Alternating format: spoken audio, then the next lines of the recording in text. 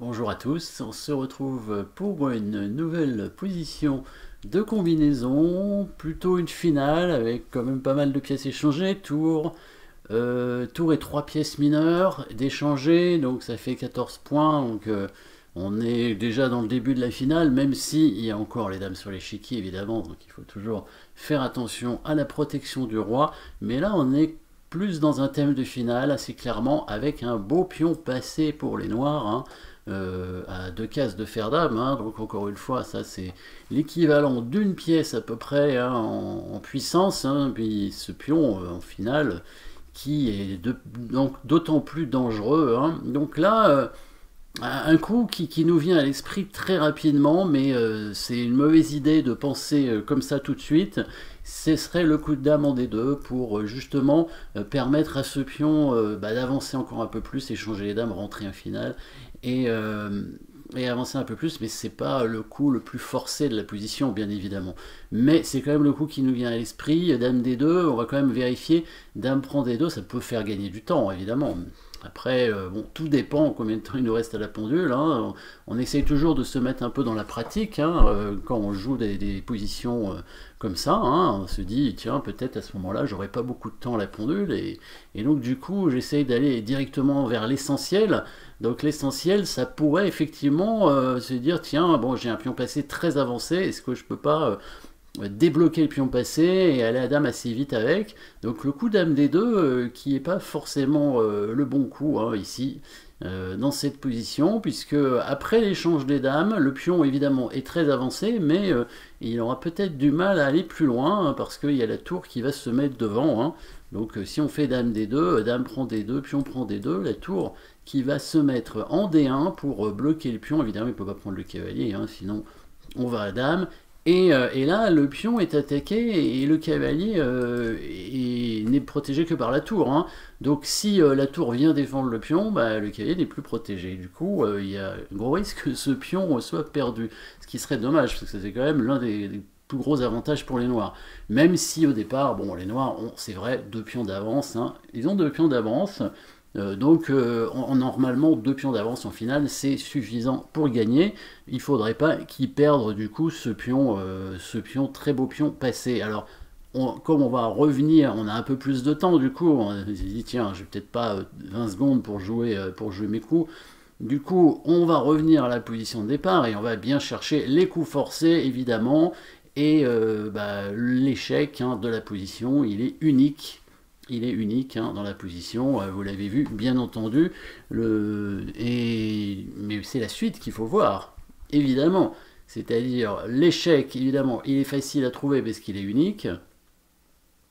La suite, bon, les blancs, qu'est-ce qu'ils vont faire? Donc l'échec, évidemment, c'est le cavalier, hein, qui recule pour donner échec. Qu'est-ce qu'il va faire? Il va pas bouger son roi, sinon il va perdre sa tour, on est d'accord? Puisqu'il y aurait une attaque à la découverte en bougeant le cavalier, mais la tour est protégée. Donc il n'a pas vraiment de raison de bouger son roi, il va prendre le cavalier avec le pion. Et c'est là, évidemment, qu'il faut voir la suite, hein, bien sûr, hein. Vous pouvez évidemment mettre la pause pour trouver la suite. Après cavalier G3, pion prend G3, mais la suite vous l'avez trouvée déjà puisque vous êtes des adeptes des coups forcés, donc c'est sûr que vous avez trouvé la suite. Alors les coups forcés, comme d'habitude, hein, on va les chercher, il y en a beaucoup dans cette position cette fois, tout à l'heure il n'y en avait qu'un, maintenant il y en a beaucoup plus, puisque le roi blanc est ouvert, donc la colonne devant lui est ouverte, le cavalier ayant disparu, ça a permis l'ouverture de la colonne de la tour, ça a même permis à la diagonale de s'ouvrir ici, même si, bon, a priori, le coup de dame en D3 semble pas très efficace quand même, hein. On va peut-être pas trop l'envisager, en tout cas pas longtemps. Ce qu'on peut envisager évidemment c'est la prise de la tour, mais le roi va reprendre et puis il n'y aura rien de très intéressant. Donc on va chercher un autre échec, bien sûr. On va peut-être pas mettre la dame en prise ici puisqu'il y a le pion quand même. Et est-ce que ça aurait un intérêt de faire échec ici avec la dame? Pourquoi pas, parce que si le roi bouge et s'écarte de la tour, eh ben, on va tout simplement prendre la tour, évidemment, hein. Et là, on aura un gain matériel décisif pour la partie, hein, avec la tour et la dame. En plus, on aura probablement des menaces de mat, et on a en plus gardé le pion. Donc sur l'échec, il va pas bouger son roi, il va mettre sa dame devant, évidemment.